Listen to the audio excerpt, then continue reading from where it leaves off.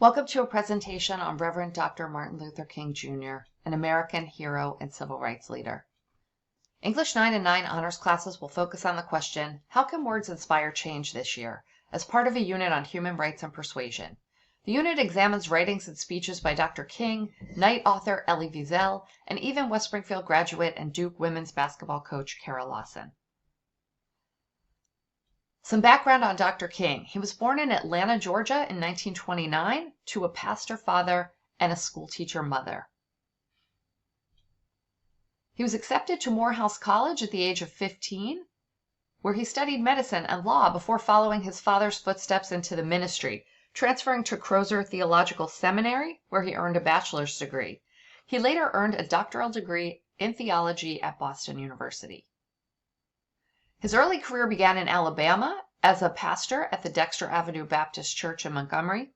This area was a center of the civil rights movement, and Dr. King was chosen as the spokesperson of the Montgomery bus boycott protest after Rosa Parks refused to give up her seat at the front of the bus.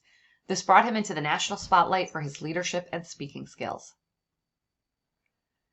In 1959, he moved back to Atlanta to begin working with the Southern Christian Leadership Conference, fighting for civil rights. He advocated for peaceful protests and nonviolence, but was arrested for protesting segregation. From his cell, he penned his civil rights ideas in the famous Letter from a Birmingham Jail. He is well known for his most famous speech, I Have a Dream. This is one of the most famous speeches in American history and was delivered in 1963 from the steps of the Lincoln Memorial during a march on Washington for jobs and freedom, a peaceful protest for civil and human rights.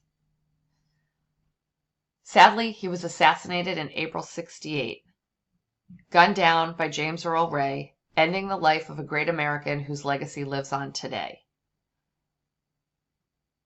In closing, a quotation from his I Have a Dream speech. Quote, "And so even though we face the difficulties of today and tomorrow, I still have a dream. It is a dream deeply rooted in the American dream. I have a dream that one day this nation will rise up and live out the true meaning of its creed. We hold these truths to be self-evident, that all men are created equal."